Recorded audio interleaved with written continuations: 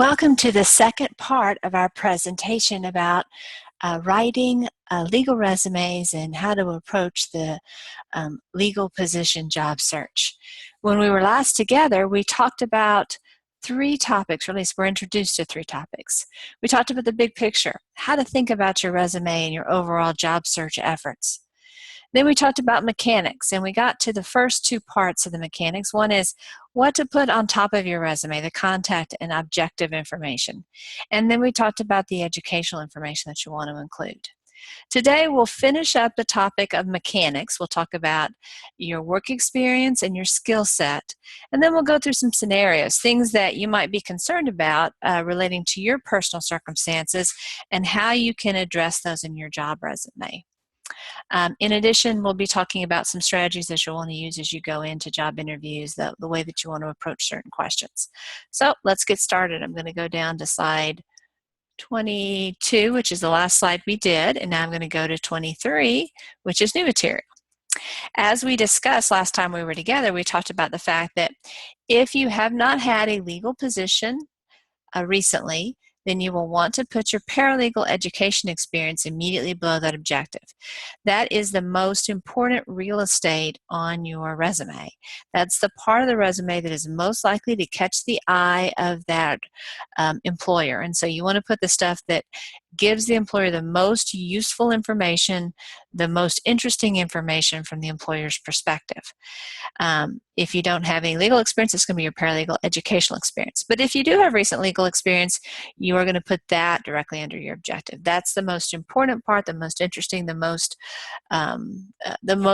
part of your resume is most likely to get you that job interview. And this is true even if the position that you had in the law firm isn't a paralegal position. Perhaps you were a legal secretary, perhaps you were an office clerk or a courier. Perhaps you were a bookkeeper or performed some other function. That's okay. If you have the name of a law firm or the name of a legal department that you can put into that position, and that your bosses in that job or people who worked in that particular entity, then you are good to go. That is what you want immediately below your objective. Okay, so let's talk about, obviously if a previous position was a legal position, it's pretty easy to know how to describe what you want to do with that. But let's say that you don't have a past experience in a law firm, or you do, but you also have some other experiences that you want to include in your resume. How are you going to package those non-legal jobs in a way that's going to be meaningful for that legal employer? And I've identified kind of 6 buckets or 6 categories of skills that you may have in your non-legal position that you will be able to repurpose that will make that work relevant to a potential paralegal position. Now, and there's the list of 6. This list is important for a few purposes. First of all, it's going to help you write your resume. It's going to help you decide which specific skills in that non-legal job you're going to want to bring into your resume, and it's also going to help you get some ideas about how you're going to bring it in, how you're going to describe it. Sometimes students have had a position and they spend the part of their resume talking about things that are obvious under the circumstances, or that or they talk about things that were the majority of the job responsibilities. Let me give you an example. Let's say I was a waiter at Olive Garden. Well, I don't really need to tell my future employer that my job was to take orders, deliver food. People know what a waiter is. They know how that functions. So it's obvious under the circumstances. Don't waste the precious real estate of your resume telling the reader what he or she already knows. And you may think, but well, that's what I did. That was 90% of my job. Okay. So you don't need to explain it because that 90% is obvious. The bullets that you're going to put under your resume are the 10% that isn't obvious. Perhaps the person who's interviewing you never worked as a waiter or waitress and never worked maybe in the food industry, so doesn't really know the behind-the-scenes stuff that had to happen. Maybe doesn't know about the role that you may have in supervising or training new hires who are the new waiters or waitresses, or about the responsibilities you had with job compliance, making sure that the food safety was handled, making sure that you were not serving individuals alcohol who were under the age of 21, other things that might have been important either from a legal compliance standpoint or a corporate compliance standpoint. So even though those items might not have been a major part of your job in terms of you spent a relatively small part of each day working on those things, those are things that the reader might not already know a waiter is involved with, and they are things that are relevant to the paralegal position. Knowing how to take orders and how to serve food are not directly relevant skills to being a paralegal. I mean, you can see some connections. For example, if you're a waiter, you have to take careful notes and make sure you remember, okay, the tall lady with blonde hair wants this drink and this food. The short lady with brown hair wants this food and this drink, and she doesn't want, um, uh, you know, refried beans, she wants rice, or whatever the item might be. So you have to have attention to detail, you have to have good listening skills. So, I mean, there are skills that can transfer, but the actual mechanics of the job aren't going to be things that you're going to be doing as a paralegal. So think about this list as you prepare.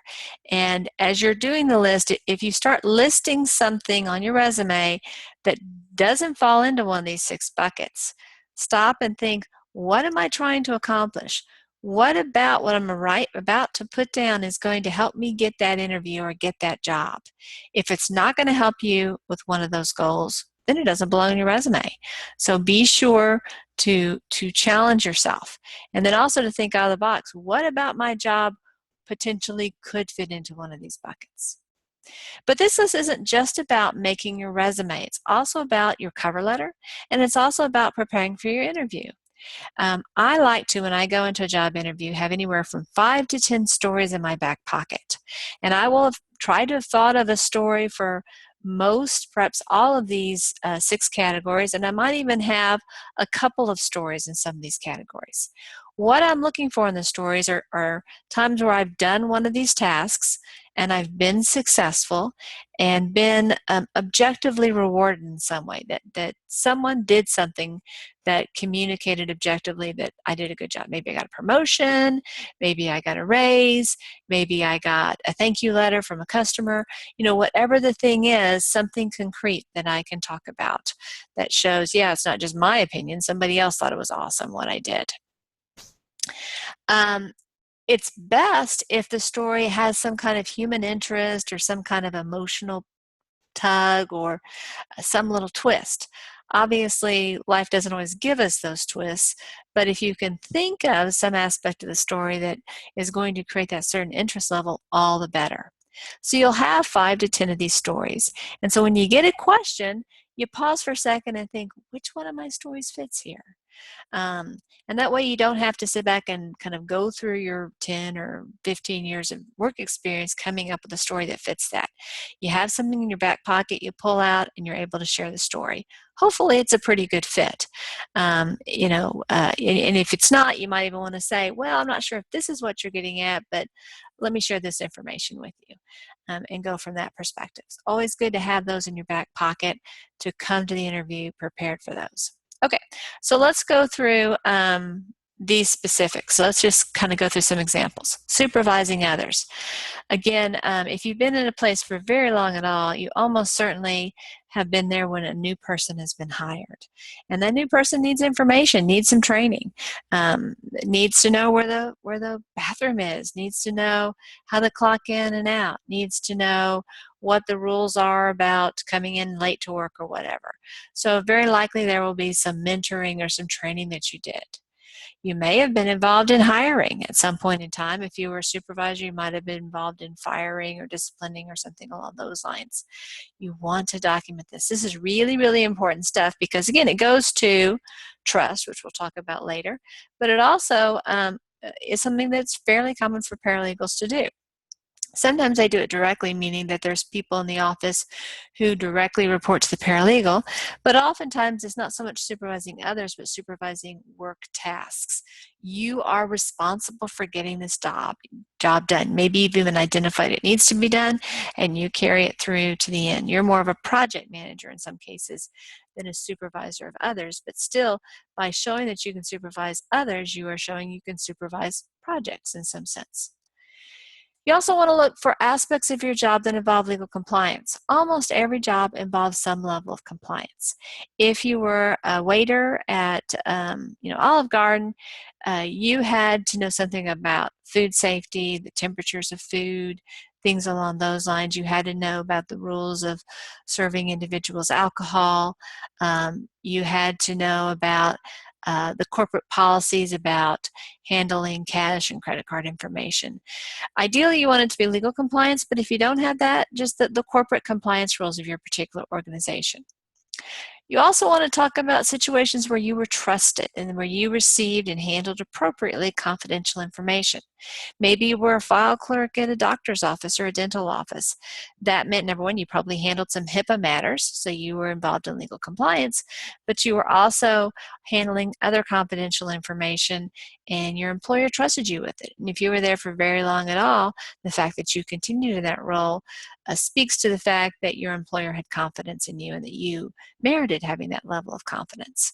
So these are important things. Another area that you can have display that trust and confidentiality is if you had keys to the store.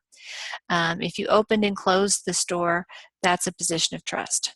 If you were a salesperson and you handled cash or credit card information, again, it's another situation in which you were trusted. And so those are some examples of things that you'll want to talk about. And of course, this ties very closely in with being a paralegal because paralegals are constantly getting information that's confidential that requires being handled with a lot of discretion and good judgment. Customer service skills are key. And again, most jobs have some customer service aspect, whether you're the waiter or you're the salesperson, or even if you're the file clerk, maybe you don't deal maybe with the actual patients, but who your customer might be the doctor or the nurse. And are you satisfying their needs when they say, I need Sally Smith's file? How quickly can you get it to that person? And how accurate are making sure you get Sally Smith's file and not Sally Smythe's file? Or whatever. Clients are just a kind of a fancy word for customers, and legal clients can be very demanding. They have the same quirks as customers in any other industry, and I would say they tend to be maybe even a little bit more quirky than in the average industry. After all, when somebody goes to a restaurant, most of the time they're not in a crisis mode. They're there to have a fun time, have a good meal. I mean, sometimes they've gone through a difficult situation and they're going there to kind of unwind or to meet with other people and get certain things resolved, but many times it's just a fun evening out. Most of the time when someone is accessing legal services, things aren't going that well in their lives, and they may be going very, very badly in their lives. They may be going badly because the client has made some bad choices. They may be going badly through no fault of the clients, but still the client is in a real pickle. When people are in pickles, they sometimes don't behave in the best possible way. Sometimes they misinterpret situations. Sometimes they assume motivations that are not accurate. Sometimes they lie. Sometimes they can be quite belligerent and unpleasant.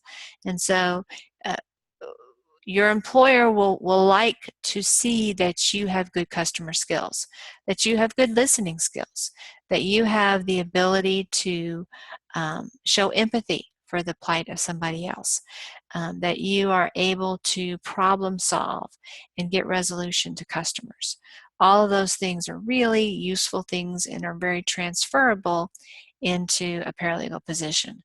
What an employer isn't going to want to hear is, oh, I worked as a waitress and all those customers, they were so unreasonable, I just didn't want to deal with them anymore. That is not going to be stuff that's going to get you that paralegal position. So don't talk that way. The next category is office skills. This is going to vary somewhat. The smaller the office that you're applying for, the more likely it is that it's important that you have strong office skills.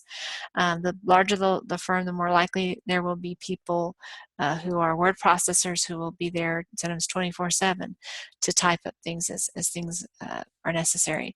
But even in really large offices, if you're in the middle of trial and you're working in a remote location, somebody has to type up the document, and oftentimes the best person to do that is going to be the paralegal. So those skills are useful even if you're in a large firm, and the smaller the firm, the more important it is. It's very possible in a small firm that when the receptionist goes to lunch, you are the relief receptionist. When the file clerk is on vacation, you become the file clerk. When there's a lot of stuff to be filed, you and the secretary are both, when there's a lot of stuff that needs to be typed, you and the secretary are both working together to type. You may be the bookkeeper, or at least you may be the person who chooses the bookkeeping software and hires the person who actually manages the books. And if you have computer skills, that's even more awesome. You can be involved in designing the website for the law firm. Finally, and this might be the most important, and if you can come up with stories along this line, I highly, highly encourage you to share those. Stories in which your organizational skills save the day. Example, everybody was searching for that one document. Nobody could find it. You walk in from lunch. As soon as you know what they're looking for, 30 seconds later, the document is in your hand. You're giving it to your coworker. Everybody is cheering and so delighted that you were able to find it. That story gets you hired. Those are magical words. And so think about stories where you can be the hero because of your organizational skills and your attention to detail. And if you have stories like that, add them. Now, these stories that you're going to pull from your life don't have to be from your employment history. I mean, that's probably the best place to find them. But if you can't find them there, think about your volunteer experience or your academic career, or even stories that relate to your home life. All of those can be good sources for this type of story that you want to have in your back pocket. Okay, so let's talk about how you're going to organize your work experience. Underneath each position, you're going to have, number one, the name of the employer, number two, your title, and the periods of time in which you're employed. You're going to want to have those three pieces of information if it's a local employer. If it isn't a local employer, you're going to want to add its physical location. You may even want to add its physical location if it's a local employer. Those are four pieces of data that in most cases you're going to want to include every time. There are occasions where you're going to drop one or more of those data points. We'll talk about those under the scenario section, but as a general rule, you're going to have those 4 points. Underneath that, you're likely to want to bullet things. Why are you going to want to bullet? Well, first of all, bulleting creates visual interest. It also organizes the information. Again, what you were really trying to show to that employer is, I know how to organize data. Bulleting is a very effective way of organizing data, and so you want to do that. If you just have a string of job responsibilities that you separate with colons, that those colon, the items under that are just going to be not pleasant to read, not inviting to read. They're not going to be read in those 3 to 5 seconds, and you are not advertising your strong organizational skills in the way that you want to do so. So almost always you're going to want to bullet your job responsibilities. You don't have to use, of course I have here a square, you don't have to use a square or a, here we go, or a bullet. Or a little, I guess, 2 triangles together. There's a numbering system. You could, well, probably not numbers. You could use lots of different mechanisms. It's not, well, I guess what I'm trying to say is we're not focused on the particular tool that you're going to use. We're focused instead on that you have some kind of mechanism. Let's see what this one looks like. Well, that one didn't show up as being anything different. Okay, so you want to use something though that sets it apart. And I have here kind of a maroon color. Again, we're just going to be using black on our resume, not any of these funky colors. So don't do that. Don't do what I did for your resume. Make it black. You ideally want to limit yourself to 3 bullets per job. If it's a legal position, you could go to 4 or 5 bullets, but generally speaking, you probably don't need more than 3 if it's a non-legal job. Let's say you've worked as a waiter for several different employers. You don't have to repeat the same thing under each one of those categories. So you might choose to, let's say you did extensive training of coworkers when you were at Olive Garden. Well, then you list it there. Let's say you also worked at Outback Steakhouse. You might talk about your credit card experience there. You don't have to keep on listing things in multiple places. The important thing you're conveying is, I have this experience. And during a job interview, if there's a point of confusion about it, you can explain, well, I actually did that in all 3 jobs. I just didn't want to keep on saying that same thing again. So if you're saying it in one place, you probably don't need to say it again, unless it's a really, really, really important aspect that you really want to emphasize. Your bullets should be sentence fragments, not complete sentences. As a result, you don't have to use periods at the end. In fact, I would encourage you not to use periods. They're not wrong, but because it's not a full sentence and they don't really serve a purpose, I think that it's less positive than not. Most of the time, your bullets are going to be 1 line long. I'm not going to say there aren't times that you're going to have more than 1 line, but again, our real estate is so precious on a resume, spending more than 1 line on a bullet is probably not going to be the best bet. Plus, now you're being pretty wordy in that bullet, and again, you have those 3 to 5 seconds, and so you're probably slowing down the reader too much in those sentences. If you are still employed in the job, you use present tense. So you're going to say things like, here we go, supervises 3 employees. If you're talking about a job that you are no longer employed, you would change it to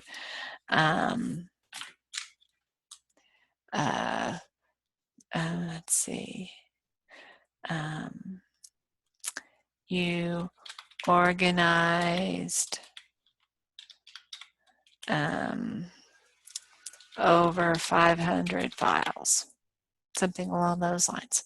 So you use past tense when you are talking about past positions. You use present tense when you're at your current employer. Now, let's say you've been at your current employer for 5 years, and you no longer supervise 3 employees, but in a previous period of time in your assignment, you did supervise 3 employees. Well, that's something you can explain in your actual job interview, but I wouldn't, within a job you're still at, use past tense. So you might technically only supervise 2 employees now, but you should keep it present tense if it's your present position.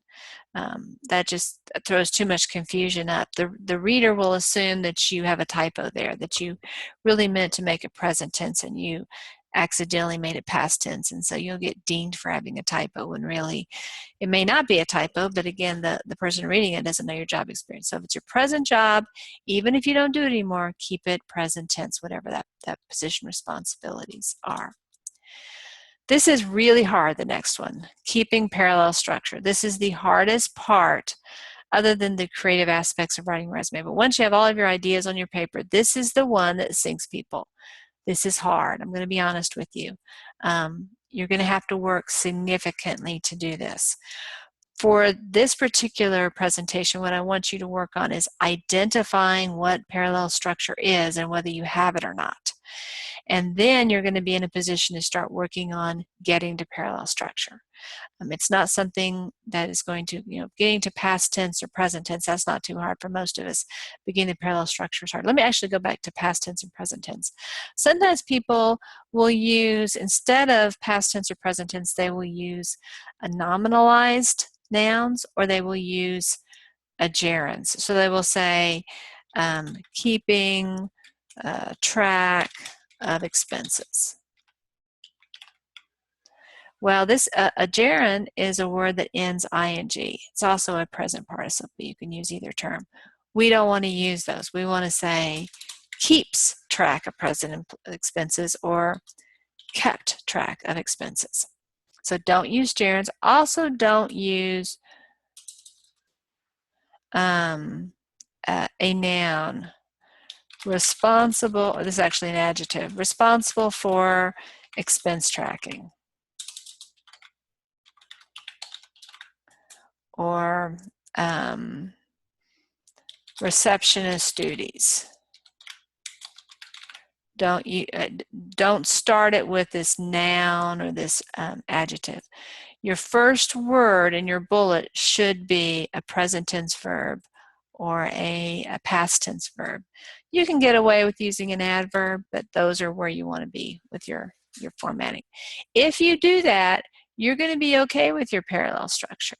That's usually where people fall apart. A parallel structure means that you have the same grammatical structure for each one of your bullets. So you start it with a verb, then you go to an adverb, for example, then maybe to a noun.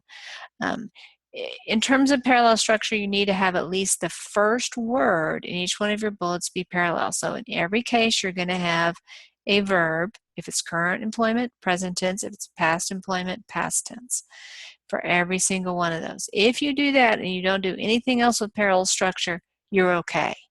You dodge the bullet. If you do a little bit more, all the better. But that's the minimum that you want to work with. And that will be, you want to have that same structure for all of your jobs that you list. We talked about don't use periods. Again, it's because these are sentence fragments. They aren't truly sentences. You want to keep the list of non-legal jobs to 3 or less in the vast majority of cases. Now, there's always exceptions. Let's say you worked as a registered nurse and you hope to go into healthcare law. Well, you might, under those circumstances, want to list more than 3 registered nurse positions, especially if they were in different aspects. Let's say you worked in the neonatal department, in the pediatric department, and in the geriatric department of the hospital. So, and those were 3 separate hospitals, 3 separate experiences. Or let's say, and you had a 4th, you worked in the surgical theater. Okay, so all those are really cool and important things, and shows that you have a broad experience, medical experience. So that might be an exception.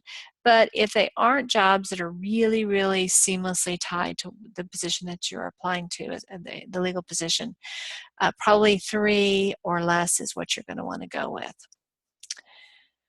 And again, unless the job is a legal job, keep the job entry short. You don't need, again, explain what a receptionist does or explain what a day waiter does. Only use the tasks that are surprising or particularly relevant to legal position. Even if those tasks are only 5% of the actual job responsibilities, it's still okay to list those.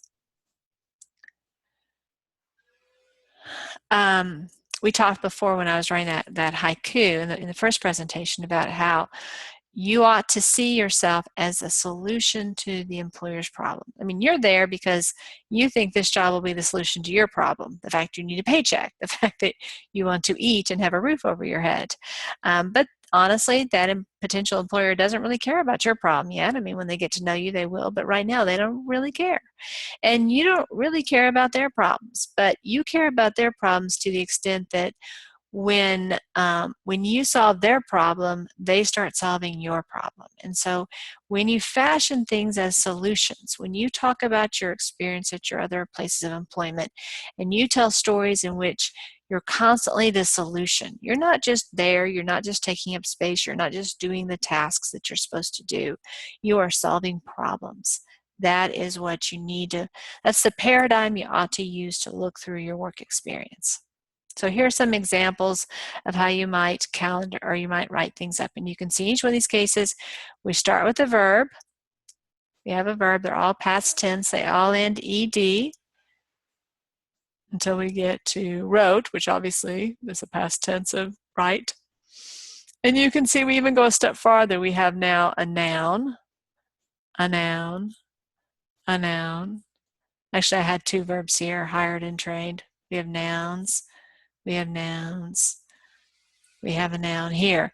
So it's good if you can extend that parallel structure a little bit farther, but you have to nail this first one. So if you have, if you, instead of saying, you say draft of Microsoft Word templates. No, that's not going to work. This means you're using this as a noun. Or the hiring of. No, that's not going to work. Assistance to. No, that's not going to work. Be careful, keep that consistency. Let's look at these examples so you can get a flavor. These are examples of how we saw our job tasks not as tasks but solutions to problems. Developed a calendaring system that ensured all bills were properly paid. You might initially have said developing a calendaring system. I mean, that's what you did. And that's fine. That's something that's important for paralegals to do. So this isn't bad. This is, B grade. When you add this, though, this is the A grade. This is when you are able to say, oh, wow, oh, gosh, you got that done. Well, we need that. We need our bills promptly paid. So that's the deal closer. Organize the correspondence files. Okay, that's the B level. It's what you did. It's good. It's something a paralegal might well do in a law office. But this is the part that really is going to be music to that potential employer's ears. So any letter could be immediately retrieved. Drafted Microsoft templates. That's a cool thing. Yeah, we need those. But look at this, that allow the office staff to increase their work output by 30%. Now you may think to yourself, really 30%? How can you measure that? That's your best guess. There may be some statistics. Obviously, if there are, that's even better. If you feel uncomfortable putting a statistic here, you could just drop it down to increase their work output. But as long as this number isn't wildly optimistic, I don't think it's unreasonable to attempt a number here. Maybe you can point to things like, well, the office used to have, 4 workers, and after I developed these templates, one worker quit, and we were able to manage with having a staff of only 3 or something along those lines. So there might be a way that you can prove it. Be prepared, though, if you come up with a number like this in a job interview, be prepared to explain it. How did you come up with that? And if what you don't want to be in a situation and they say, well, you say 30% here, how'd you come up with that number? To say, oh, I don't know. You want to have a story, because then it looks like, maybe you're not as conscientious as we want. So if you're going to cite something like this, or really any of these, you're going to want to be able to talk in detail, provide more flesh on the bones of these statements. Hired and trained new employees. Okay, that sounds good. That's a B-level answer, but you want to make it an A. We want to add this additional stuff so that senior management could focus on client concerns. Again, music to the ears of the law firm. The partner in the law firm is thinking to himself, I got to make clients happy. I don't want to deal with employees who can't get along with each other, or getting involved in training employees. Oh, you're going to take care of that for me? That's amazing. Assisted customers. Okay, that sounds good. That's A or B level work, or B level description, but we want to make it A description. Assisted customers with their concerns to ensure that they remain satisfied clients of the company. And you notice I switched the word from customers to clients. Okay, a customer, obviously you're not going to really refer to, if you were a waiter at Red Lobster, you're not going to refer to them as a client. But when you are referring to them as, but when you can see the transition, the word client is going to resonate with the law firm. And so you might want to switch the word to client at this point, because it's going to be like, oh yeah, that's my word. I know about that word. And I want to have lots of satisfied clients. So a good strategy to approach. Okay, wrote the office manual. Okay, sounds good. But let's look at how it pays off for us. That established the correct methods for filing, bill paying, and human resources practices. So when you talk about a job task, then also think about, well, why was I doing that? How did that pay off for the firm? And be as concrete as you can. Think about the problem you were solving. So here's an example of how you might approach this. So we have, again, the name of the place, the location of the place, we have your title, and we have the period of time that you worked there. You don't have to, by the way, list months. If you were there employed for more than a year, for example, and this person was employed a fairly long time, I probably would drop the months, especially since I didn't go to work there until late 2009 and left pretty early in 2012. So I might well choose to do this. You have to be consistent, though. So if you have other jobs where you're listing the months, you'll need to list your months here. Just be sure whatever approach you use, you're consistent. And then we see we have 3 bullets. Again, notice I'm not explaining what a server is, what the primary tasks are. I'm not explaining what a host is. Assisted customers with complaints and assisted guests with complaints and concerns. I chose to use guests. I don't know if that's the term that Olive Garden uses, but I think it conveys a level of empathy and respect for that maybe the word customer doesn't. So that was a conscious decision on my part to show I am focused on keeping those relationships and working on those relationships. And I didn't just say complaints. I talked about concerns. You know, if we characterize what someone's doing as a complaint, we're making them into a complainer. And we're focusing on that aspect, which kind of shows we're starting out with a kind of negative attitude about that. But we don't want to leave that employer with that attitude. Yeah, I was willing to answer to resolve complaints because I had to. I didn't like to. I did an okay job at it, but I didn't like it. I mean, nobody likes handling complaints, but you want to paint a picture of it as that's why I'm there. That's part of the job, and I'm delighted to have this job, and I want to do a good job this job. And so expanding it to concerns communicates some of that empathy, some of that respect for the guests. Handle cash and credit card information. Again, this is going to that trust and legal compliance and corporate compliance ideas. Follow city ordinance regarding the proper handling of restaurant food. And again, if I was responsible for delivering and taking drink orders, alcoholic drink orders, I would add information about that as well. Okay, so that's the conclusion of our work experience section. Now we're going to talk about skills. The skills section can go in lots of different places, and sometimes it will go even above the education and the work experience section. So it might be right underneath the objective. Then there are times that it will be between the education and work section. Then there may be times where it's at the very bottom, below the education and work experience section. There may be even times that you decide to completely omit the skills section entirely. And it really is what's going to turn on it is how strong your skills are compared to the strengths of your education and your work experience. So there's a lot of judgment involved here. Okay, so let's look at the skills that you might want to consider. And again, you're going to want to think about parallel structure.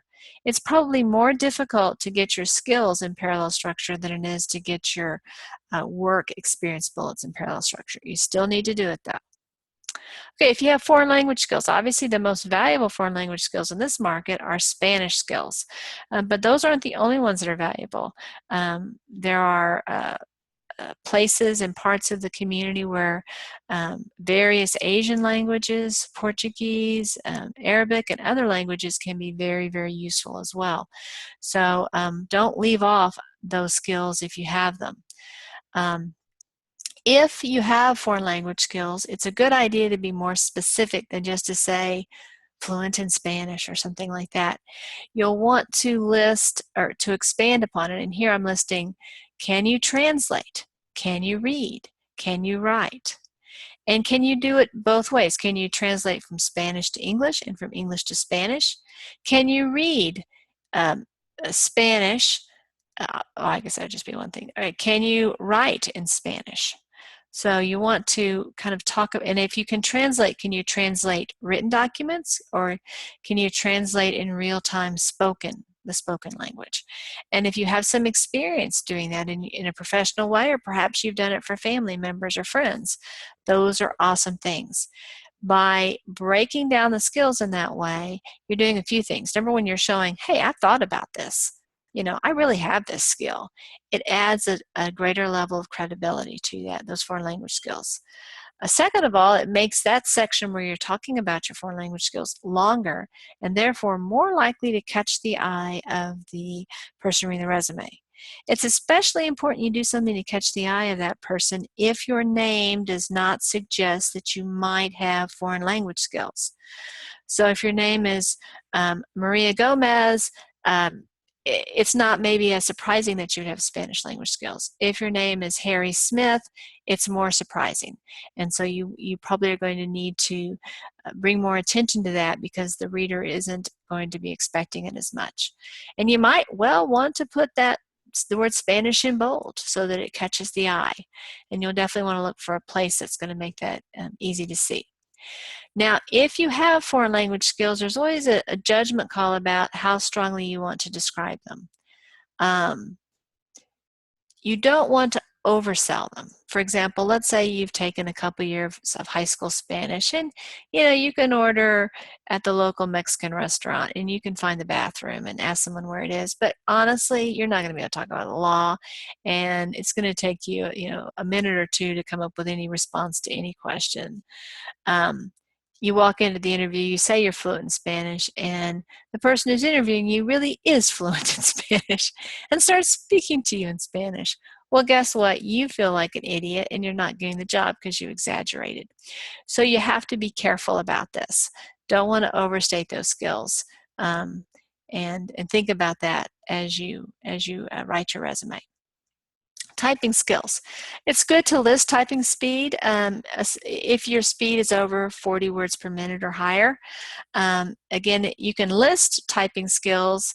I might start bragging about it at about 50 and say 50 words per minute. And by the way, if you don't know what your current speed is, there's lots of free internet sites where you can test your speed. It's also a good place to practice your speed, because if you've had pretty good speed in the past but you haven't been typing a lot lately, before you go into that job interview you may want to spend 30 minutes or an hour kind of refreshing yourself on that. Certain employers will ask you to take a typing test, and it's not a bad thing to kind of be a little bit fresh in that area. If you have Westlaw or Lexis experience, you absolutely want to list that. You'll get Westlaw at Collin as soon as you've taken our legal research course. And definitely at that point in time, you can list that experience as being meaningful. In the interim, you can certainly work with a Google Scholar.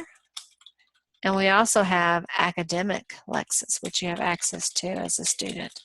So those are some other things that you might want to list on your resume. Obviously, to list it, you need to have worked with it at least, not necessarily in a job situation, but you are actually literally familiar with it. And so if you get questions about it, you're going to be able to talk about it intelligently.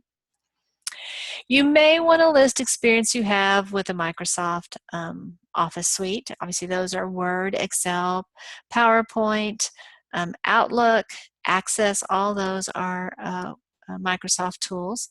You don't have to list them if your skills are in these areas. I would say if you have Access experience, it's probably a good idea to list it.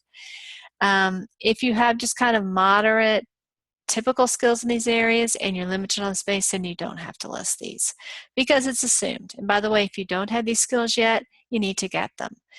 You can take a course here at Collin. I'll be happy to recommend to you courses in this area. They're all online and available to you as a student. Or you can just buy a book, and I have some recommendations as to books that you can use in this area and work on it in your leisure. You have free access to all three of these tools at any computer lab here. So these are not difficult programs to learn about. You don't have to be an absolute expert, but you do need to be familiar with these. And you're going to have to get fairly familiar with Word at least for some later courses in the program. So it's a good idea if you don't already have that to do that soon. ProDocs is another awesome tool that many law firms use all the time. If you have experience with it, absolutely brag about it. Bookkeeping experience, if you have that, awesome. Another awesome thing to have. And again, it doesn't have to be in a law firm. It could be in some other business, maybe in a dental office or a doctor's office. And you want to list the software that you used. It's not so much that the law firm is going to use the same software, although perhaps they will, but it's more that they can say, oh yes, she really does know what she's talking about, or he really does know what he's talking about. And most of the time, skills in one area will transfer in the other. If you've used Quicken and somebody else uses a different approach, probably it's going to be very similar tools. There may be other skills that you have that are marketable that you want to talk about. These are just some examples. Maybe you've been involved in website design. Maybe you've had some experience with marketing. Some of that stuff may show up in the coursework that you took at college or perhaps in other jobs that you've had, but still you may want to slide it under the skills.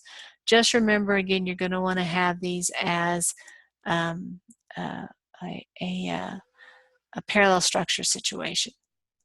Okay, now I actually haven't followed that here, so I'm going to change this Spanish, I'm going to say Spanish fluency. Or I would say fluency in Spanish. Did I say fluency in Spanish? I guess I did say fluency in Spanish, so it was consistent. Sorry about that. Fluency in Spanish, reading, writing, and translating from English to Spanish and from Spanish to English. Westlaw, Quicken Books, accounting software. You probably don't have to say that in parentheses. Microsoft Word, Excel, and PowerPoint. So we have each one starting with a noun, fluency, Westlaw, Quicken Books, and then the Microsoft Word. So we have parallel structure. This would be an example of how to structure it. If someone really is fluent in English, and again, if you're not fluent, you might change this to conversational or significant knowledge of those categories. But this is something that very likely, if you really can say that you have these skills, I'd probably start with this, unless I've actually literally worked as a paralegal. This would probably be what I would lead with even before I lead with my education or my non-legal job experience. Now, of course, if you're not interested in a job in which you would be using your Spanish language skills, let's say, nah, that's just not my thing, I can do it, but it's not what I want to spend my day doing, I would still list it on your resume, but you might move it to a lower spot, because even if you want to work in a place where it would be rare for you to use Spanish language skills, just knowing you have them is going to make you more marketable. When I was at JCPenney, we had two individuals with whom I worked. One was one was a paralegal from El Salvador, and one was an attorney who was from the United States, but her parents were Spanish speakers. She had grown up, even though her parents were Spanish speakers, rarely speaking Spanish herself. She knew enough to understand and to explain to other folks, but she was hesitant to use Spanish and wasn't comfortable with it, didn't feel like she was very, very comfortable in that language. Obviously, the paralegal from El Salvador spoke beautiful Spanish. Anyway, I had a customer complaint one day, and I first went to the paralegal who was from El Salvador. She was away from her desk. It was a fairly urgent situation. It had to do with immigration status, and we had to do something quickly, and this person was very distraught, and we needed to be able to understand what she was saying. And so I located the attorney, and she came down and spoke. Now, she wasn't comfortable. She would not, I'm sure, probably listen on her resume. She had any Spanish skills, but in a pinch, she was able to help us, and it was very appreciated. And so I would still list it, even if it's not part of the job description, and even if it's not something you want to emphasize in your professional career at this time. Okay, let's talk about the topic of references and writing samples. It's pretty common at the bottom of the resume to say references and writing samples available upon request. You certainly can include that on your resume. There's nothing in the world wrong with it, but it's assumed that that's the case, and so you don't have to list it. Again, the real estate on your resume is very precious, and so if you have the space, go for it, but if you don't, that's absolutely something you can leave off. Let's talk for a second about references. Who do you want to use as your reference? Obviously, past employers are good choices. A professor with whom you've taken at least one full course with, and you got an A or B, and you got to know the professor. And that's, by the way, a good reason to go to the office hours of the professor, to talk with the professor, to develop that relationship. Many times those professors will be willing to be a reference for you. People that you know from volunteer activities that you've had. You can even use personal references in other situations, maybe a clergy member or a friend or a neighbor or something along those lines. Of course, before you give out somebody's name as a reference, you'll want to talk to them, both to get permission generally to give out the name, but also to let them know, hey, I just gave out your name. So you first of all get permission before you give that information. And then going forward, every time you give out that information. You want to contact your reference, say, hey, just want to thank you again for being a reference for me, and I just gave out your contact information to Mr. Smith at the law firm Smith & Harris. You may be hearing from him shortly. The reason that you want to have that second contact is to be polite, to maintain that good relationship with that reference, because that's an important relationship for you. But you also want to give that reference an opportunity to be refreshed, especially if it's an instructor, because an instructor sees so many students. If they get a call and they weren't prepped for it, they may go blank. But if you've emailed them, they've had the opportunity to be refreshed. Oh yeah, I remember that student was in this class, and here's that funny story that shows how brilliant they are. It gives them the time to not be the deer in the headlights, to have the amusing anecdote that makes you sound brilliant, all that good stuff. So it pays off for you to reach out, both in terms of maintaining the relationship and actually getting a much better quality reference. And that's one of the reasons why you don't actually want to list the reference on the resume. Because if you actually have the reference on the resume, you're going to send out your reference to lots of different people. And it's pretty rare for an employer to actually contact a reference before an interview, but you don't know that they won't. And so it could be a situation where you aren't really in a position to prep that potential reference that you put on the resume, and so they get blindsided by the call. They're probably not going to be too happy with you, and they're not going to have been in a good position to give you the glowing reference that you want. So don't put that information on your resume. Have it available though when you go to the interview, and you can even give it out if you get a call. Let's say they call up and say, well, before we interview, we want to check your references. That would be unusual, but if they were to do that, you absolutely can give the information out if you've gotten the permission of the employer. And then you want to then call or email that reference to get that closed down. Another good reason it's a good idea to reach out to potential references is to make sure your contact information is still fresh. Is that email or that telephone number still good? For example, if a professor is being a reference, the number that you have for that professor, especially if it's an associate professor, might be to an associate faculty office. If the professor's not teaching that semester, even if they are teaching that semester, there's no one there to answer the phone. There's no receptionist there. And so there's no likelihood that they will connect with the person. And so you'd be much smarter to give them the email address. Or possibly the associate professor may give you the associate professor's cell number or professional telephone number. So talk through those issues, make sure that you're giving the right contact information. Writing samples are also an awesome thing to have. There's several ways of doing it. One strategy is to actually put your writing samples, links to your writing samples, in your LinkedIn account. And that way it's available whenever somebody wants to look and see them. Another is to bring copies to your job interview, and you can approach it from the standpoint of, hey, I have some writing samples I'd like to share with you, or you can just wait for them to mention it. With that in mind, it's a good idea as you're going through your coursework here, especially if you haven't worked as a paralegal, to actually have writing samples ready. So let's say when you take family law, you will, I'm sure at some point, write up a divorce petition and probably a child custody proposal and a few other documents. Keep those. Have them on your thumb drive or your hard drive or on print form so that you can use them. If you're working in a law firm and you prepare these documents, you can use those as well. You just have to remove all of the client information that might identify the client. So you'd have to remove portions of the heading and identification such as name, social security numbers, driver's license numbers, and specific facts about the circumstances. So be sure that you have some of those examples, and ideally tailor it for the particular practice you're going for. So when you go to the intellectual property law firm, you're going to bring your patent application. When you're going to the family law interview, you're going to bring your divorce petition. When you go to your civil litigation law firm, you're going to bring that petition that you wrote or that complaint that you wrote.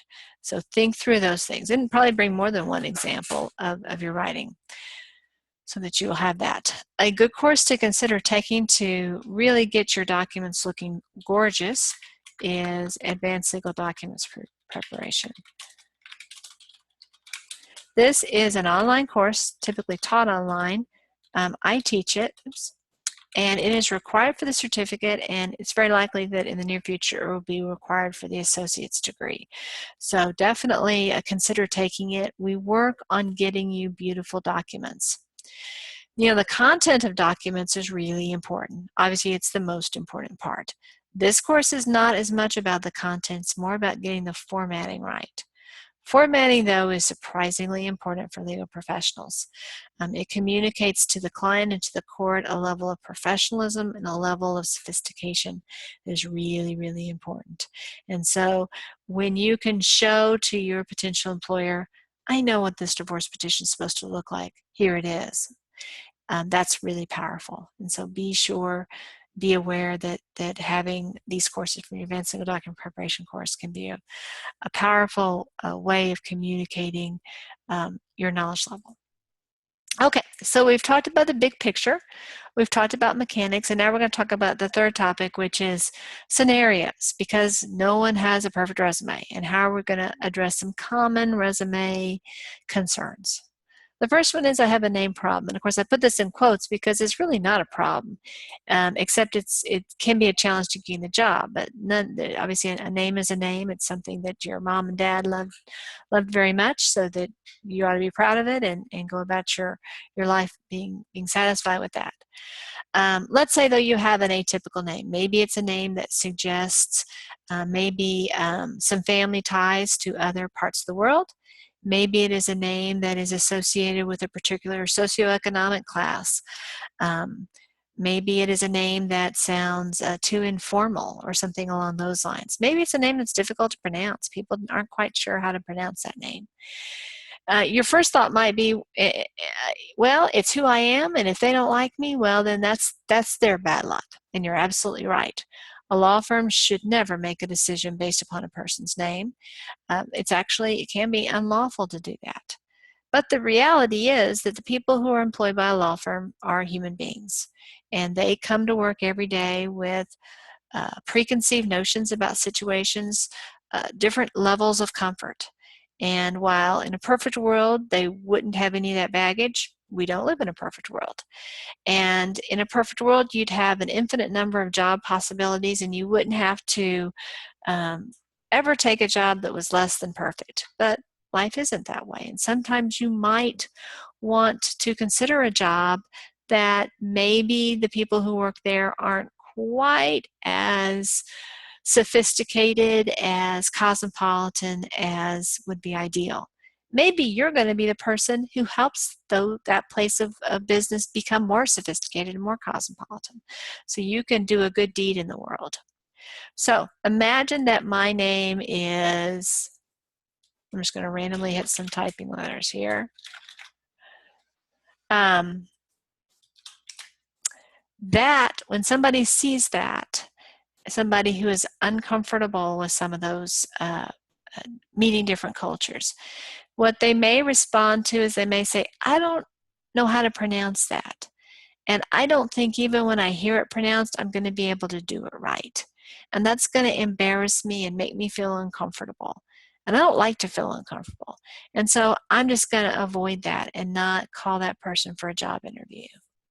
But let's say this person actually goes by Chris, blah, whatever. So,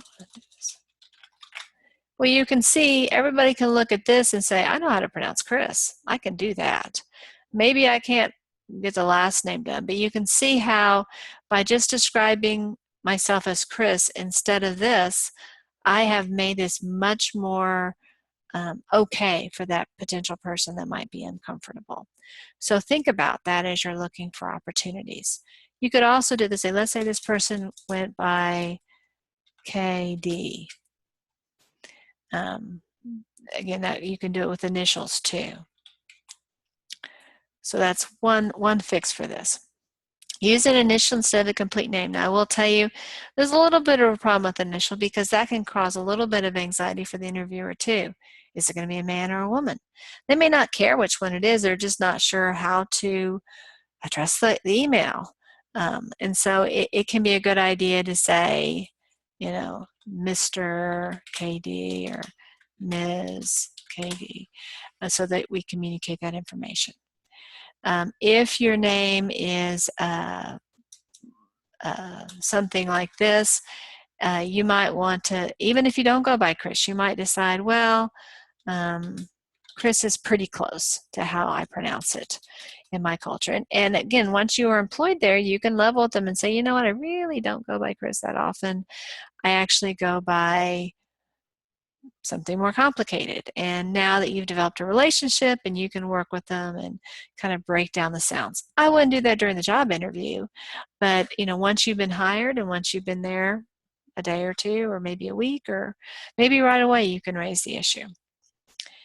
And if you don't already have a kind of a middle class American English nickname, you may want to consider developing one, at least from a professional basis. You certainly don't have to, but and you should only do so if you think it helps you achieve your objectives, but it's something that might have value.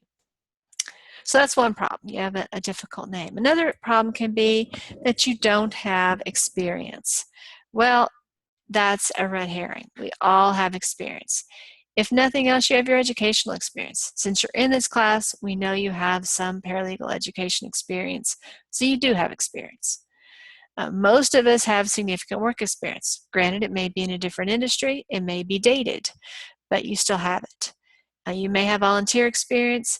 Even if you don't have a lot of experience in those areas, you may have experience in your family life that you can leverage in some respect. If you don't have a lot of experience, though, you may want to think about positioning yourself, applying for jobs that are at a position lower than maybe a paralegal might be at. Now, again, if you have strong Spanish language skills, of course, that's an important experience area that would count as well. But be open perhaps to lower positions, and then once you get that first job, then of course you suddenly have a lot of experience. So don't give yourself the credit for what you have achieved and what you're achieving now. You do have experience, and you want to approach the interview basis from the perspective of, I am a valuable person who will be a good addition to your team. I don't know if you're smart enough to figure that out, and I don't know that I'm the best candidate that you're going to see, but you would be lucky to have me. I mean, you don't want to come in being arrogant or bragging unreasonably, but you want to come in with a certain level of confidence and self-assurance and competence. Confidence and competence, because you are all of those things. And when you communicate that with your body language, your audience is going to believe you. How about I have too much experience? Many of us in this field are in a second career, but I would say my guess is half of the students in our program have been in a different career at some point in their lives, and now they're looking to make a transition, perhaps. This is a positive. Wow, you bring things to the table that are amazing. Even if you don't plan on staying in that particular industry, you've learned things. I mean, just simply getting up and getting to work every day is a skill. So congratulate yourself on where you have been. This is not a problem per se, but it does bear some thought about how you're going to package it. For example, in your resume, if you are applying for a paralegal job and you spend huge portions of your resume talking about all of your experience as an architect, the reader might get confused. What is this person applying for an architectural position? Because we don't do that kind of work. And so you want to keep the message crisp. And again, that objective is going to be key to that. And if you don't have legal experience leading with your paralegal, it's also key to that. But you'll want to make sure you're also leveraging your cover letter. So you want to make sure that you don't confuse the reader with thinking, did this resume go to the right person or not? So there are times where it may make sense to edit out or certainly to reduce the size of some of that information. Oftentimes you can drop stuff that's more than 10 years old, especially if it's non-legal.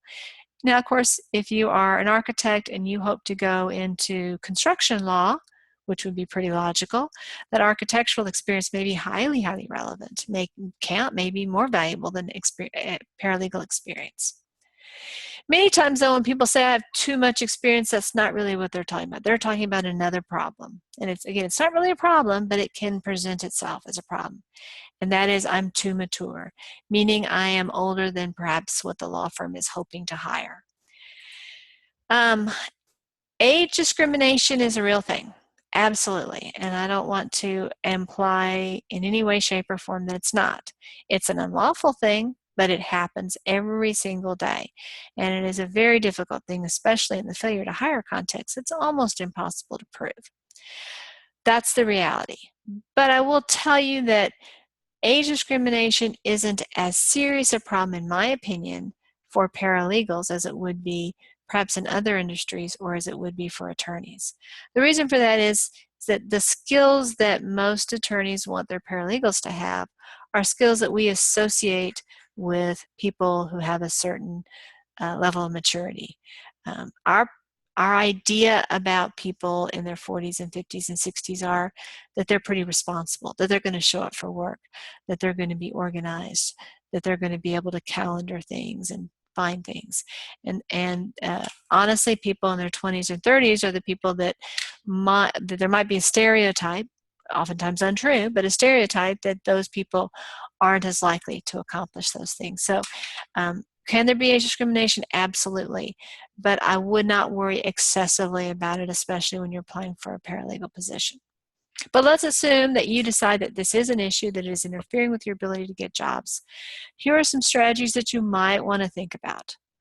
One is to remove the dates from your employment.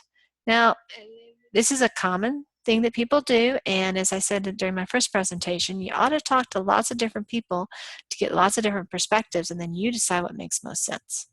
This is not a strategy that I ordinarily recommend, primarily because it's very transparent.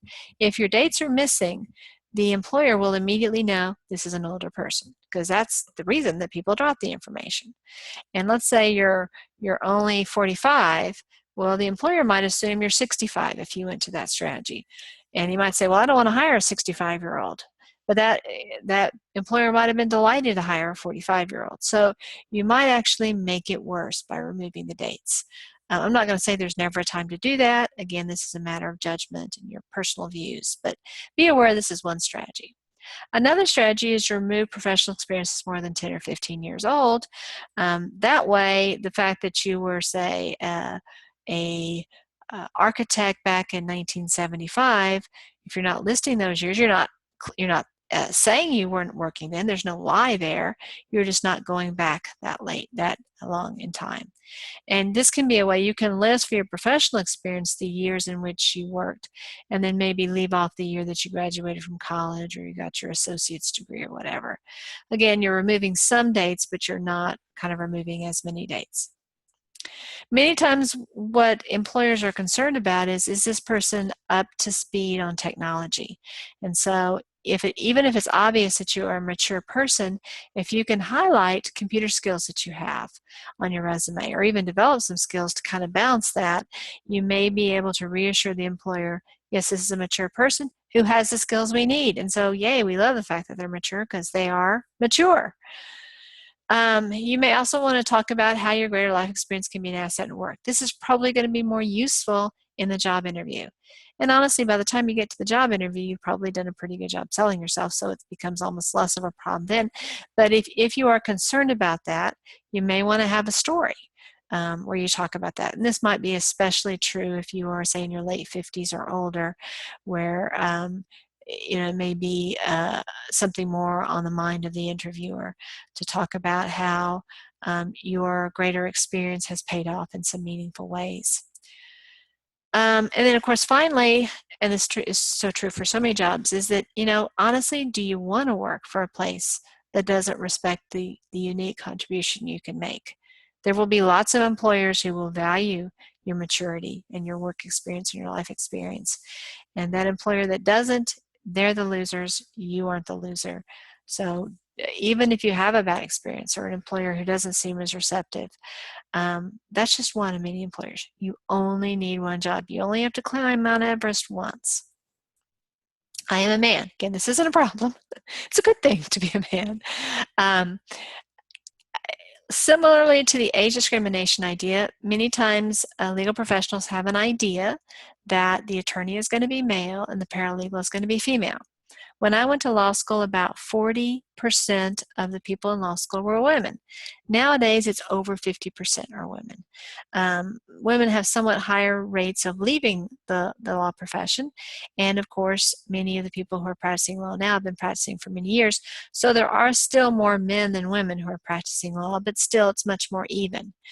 In the paralegal ranks, the number of men who work as paralegals has dramatically increased in the last 10 or 20 years, but still it is more of a women's industry than a man's industry. That probably won't be true in 10 or 20 years. It will probably be a 50-50 undertaking.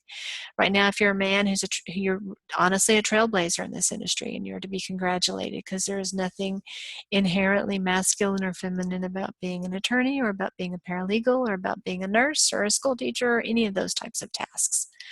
So there's no reason why you can't excel in this. And many places of employment value the contribution of men every bit as much as women. When I was at JCPenney, we'll say during the last 10 years I was there, the law department probably had, let me think, 1, 2, 3, 4, 5, 6, probably about 10 to 15 paralegals. It varied over time. And while I was there, it had probably about 4 male paralegals. So that was probably about 25%, maybe 25 to 30%. And I would say that's a pretty common number. So there are lots of men out there who are choosing a paralegal path. So I don't want you to be overly concerned about this as a male. Most employers aren't going to care even a little bit about what your gender is.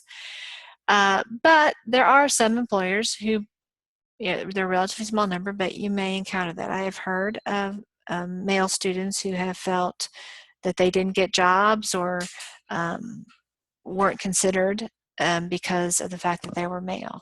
That is a violation of the law. You certainly can pursue that if you want. Strategies that you can do, one is to just consider using an initial instead of your first name. So if your name is, Matthew Green, you do your resume as M. Green. Again, you have the problem then where the person contacting you isn't sure whether you are male or female, and that again can create some social barriers. You may have recalled the Saturday Night Live skit with Pat, and it was unclear whether Pat was a man or a woman, and it made people really uncomfortable. And in the storyline, it really wasn't so much no one really seemed to care whether Pat really was a woman or whether Pat really was a man, but they just wanted to be able to put Pat in a particular category. And so I'm not sure that it's advantageous to use an initial over just using your name, but it's something to think about. And if you feel more comfortable with it, obviously once you go to the interview, it's going to be pretty obvious what your gender is. But at that moment, you can sell yourself, and once you're a known quantity, many of those concerns are probably going to go away. Okay, this is a good problem to have. I earn good money and don't want to take a step back. Again, a perfectly reasonable perspective to have. Paralegals typically earn these days, again, this is when they've achieved the position of paralegal, probably anywhere from $55,000 to $65,000 is probably a pretty reasonable range. Let's say you're in a job where you're earning $45,000. You don't want to take a step back into a receptionist position at $30,000 in order to then advance to paralegal. You'd like to stay where you are, and then maybe when you are considered ready for that paralegal position, you want to go from your $45,000 a year job to the $55,000 a year job. again, perfectly reasonable. You may want to, under those circumstances, wait until you get that credential, the certificate or the AS, before you accept the paralegal position. You may, though, be able to use your current job as an opportunity to become a paralegal with some connections for that. For example, let's say you work in a corporation locally that is headquartered here. You may be able to transition to the legal department. Or let's say, again, you're a nurse or a healthcare professional. You might use your contacts to find out the law firms around town that do healthcare law and make that transition into that type of position. Also consider jobs that are not technically paralegal jobs, but that do involve using your credentials. For example, IT type jobs that are involved in discovery. I didn't mean trail technology, I meant trial technology. Sorry about that. Another can be HR jobs. Many HR managers are attorneys or paralegals, so HR manager. And you don't have to be a very big company at all to have somebody who is running HR. So those can be other areas to explore, to get into. And also these can be, by the way, these are fairly common paths for men who want to or may find it more comfortable and may find more opportunities in some of these areas that don't actually use the term paralegal. I left a job involuntarily. Once upon a time, that was a pretty negative thing to have on your resume or to have something in your background. The reality is, unfortunately, our country has had sufficient economic problems in the last 10 years that so many people have found themselves in that situation that it really isn't a black mark in the way that it once was. It is not a resume killer. It obviously isn't good news for you. It wasn't good news when it happened to you, and it's not good news for your resume, obviously. So you want to think about how you're going to package that, how you're going to present that information in your job interview. And of course, you can leave a job involuntarily under several different circumstances.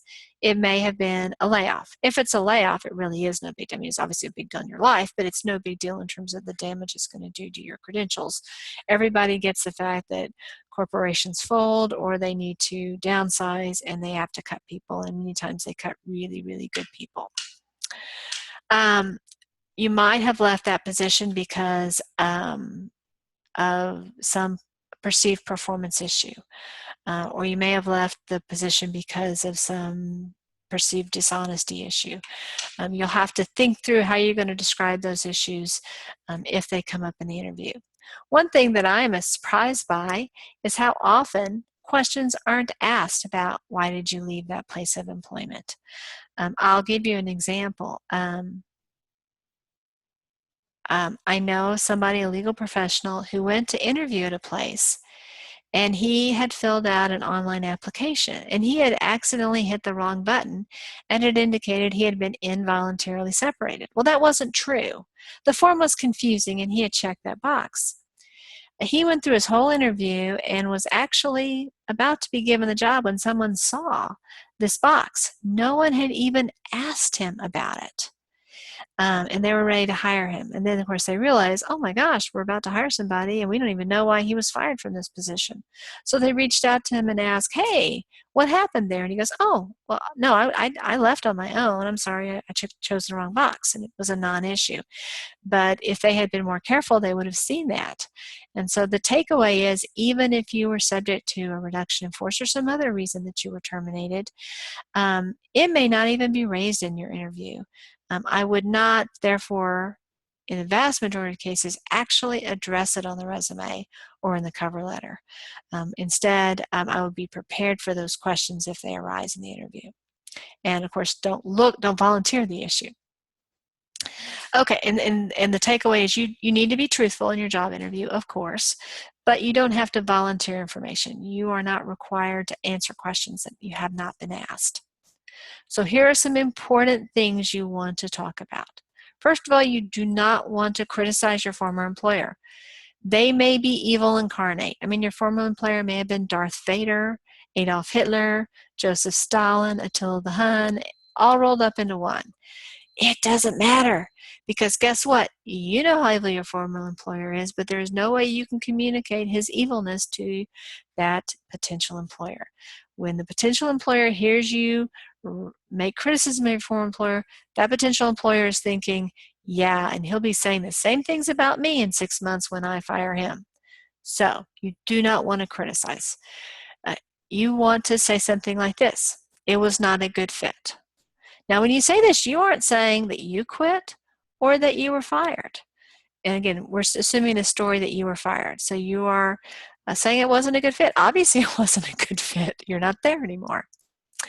And then you have some explanation. Now, you will have thought through the word you're going to use here so that it's accurate, but it's putting as good a spin on it as you can, and it's not categorically saying you were fired. Now, if you get asked the question directly, now, did you quit or were you fired? You're going to answer the question truthfully. I was laid off. And then you give this answer. But you don't have to volunteer it. You can see here, my boss wanted someone with a sales orientation, and my talents are primarily technical. That's fine. This is also good because paralegals don't sell legal services. So your potential employer isn't looking for a salesman or saleswoman in this context. So think about how you're going to characterize this in a way that doesn't diminish the way that you're presenting yourself for that paralegal job. You also ideally want to talk about how you learned from that experience. There's got to be some positives that come out of it. In this case, I say, my boss exposed me, to some great opportunities working with that new software, and I appreciate those opportunities. And say I appreciate them. Show that level of kind of courtesy and respect for that past employer, even if you don't mean it. I say to always tell the truth, and I mean that, but when you say something like this, you can lie. That can be a lie. You may not appreciate anything about that former position. This isn't really a lie, though. You can go ahead and say that. So think of something positive from the experience that you learned. And then you want to move to another topic and have a transition built in. Practice it so that you can move to the next topic, because the quicker you get off that topic, the fewer questions you'll have to answer. And that is, for the most part, a loser topic for you. So you want to tie it into something positive. And so you're going to flow into something else. And as a result of those experiences, I can add value to your organization by blah, blah, blah, blah. And now you're on a new topic. So, talk about some positives, be honest, talk about some positives, and have a segue, a step, and have it planned out. And then you're on a new topic, and honestly, the interviewer probably doesn't even realize that you moved us to a new topic. I have gaps in my resume. There's lots of reasons a person can have gaps, and many of the gaps are absolutely harmless, even positive. So let's go through some reasons that you can have this. One is you have educational time. This isn't a problem. If you're taking time off for college, there isn't a problem with that. Obviously, many of us work while we're going to school, and so you might not have a gap, but if you do, that's perfectly fine. Child rearing. This isn't a problem if your children are now significantly older. Now, let's say you took off time to rear your children are still 2 and 3. That is a little bit more of a challenging issue. You might be prepared for talking about how you're going to manage that.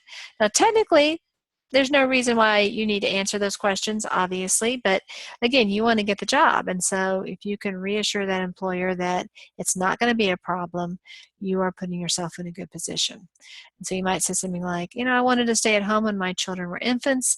They're now much older and really need to be with other children. And so I've decided the best place for my children now are in a high quality childcare situation.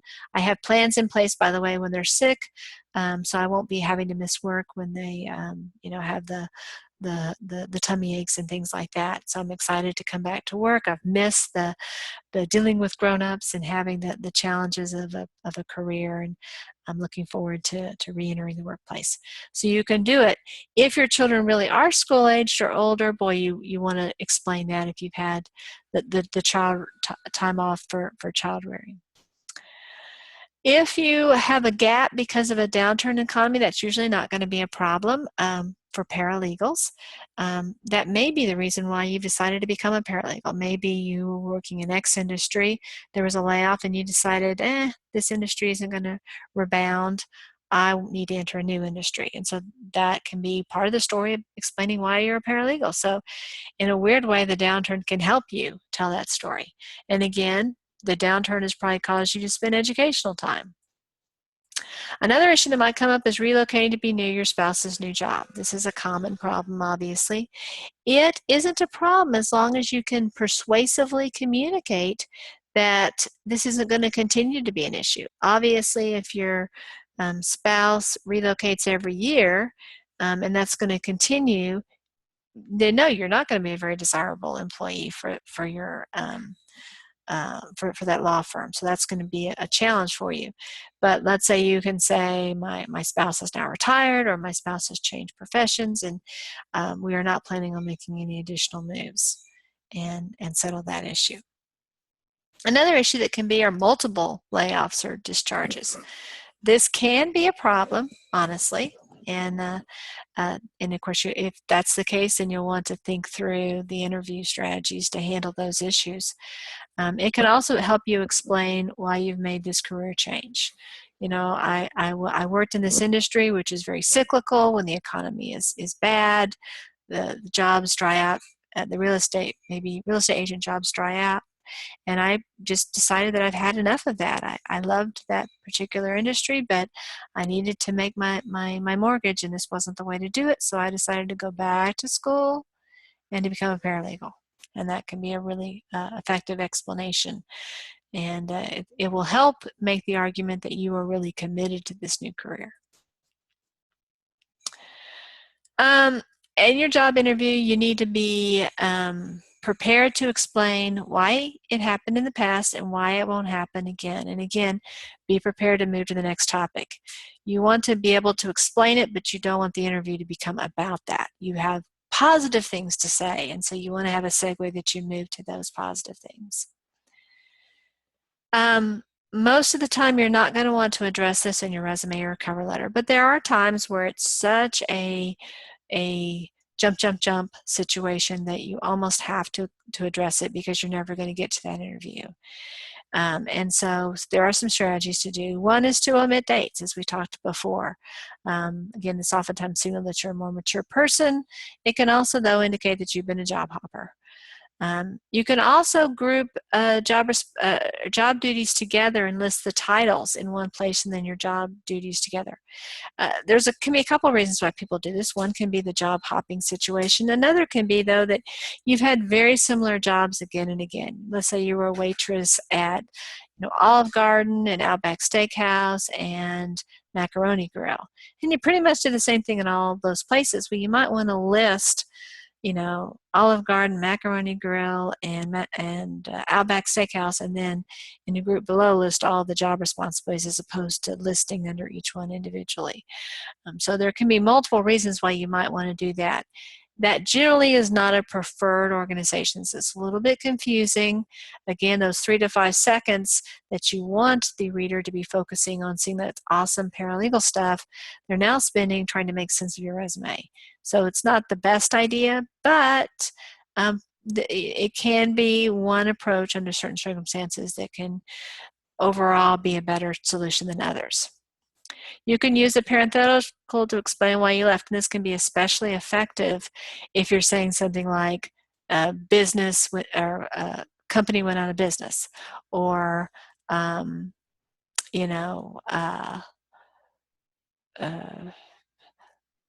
something that is clearly not your fault and clearly isn't necessarily going to ever happen again. So those are, if you have a parenthetical like that, you want to maybe provide that, possibly, especially if you have some indication of several jobs. You may want to list in the gaps some volunteer work that you've done or some part-time work that you've done to make it appear like there aren't as many gaps. Sometimes those work, sometimes those don't work. So it can be a kind of a careful balance about how you're going to position those things. So that's another option. I have been a job hopper. This is where you have voluntary switches in jobs. Job hopping is probably a less serious problem than when you're involuntarily separated, but it can be a serious problem. The employer can think, this person is never satisfied with their employment. I don't want to have to deal with somebody who is going to be with me for 6 months and probably is going to be a malcontent during a fair amount of time. Then they're going to leave. I'm going to have to train a new person. And so you want to avoid being that person or making the employer think you're the person whose grass is always greener on the other side of the road. So here are some ways you might want to approach it. One can be just being candid and say, you know what, when I was younger, I did have a problem with that. I'm older, I'm more mature, I get it. That's not who I want to be, that's not who I am anymore. So you can own that, and that can be a powerful indicator of responsibility. And doing that isn't a bad thing. I probably wouldn't do it on my resume or my cover letter, because again, you're drawing attention to that fact. But when you're being asked about it, owning it is not necessarily a bad thing. And again, if you can show, but you know what, I haven't had that problem the last 5 years, showing that I've conquered the problem can be a good idea.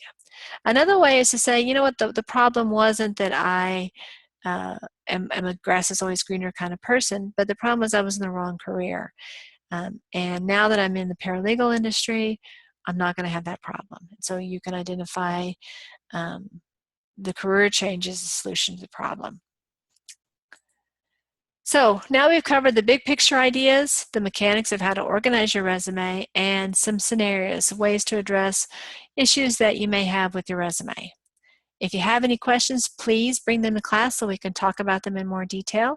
It's been a pleasure making this presentation to you, and I look forward to seeing you in class. Thanks.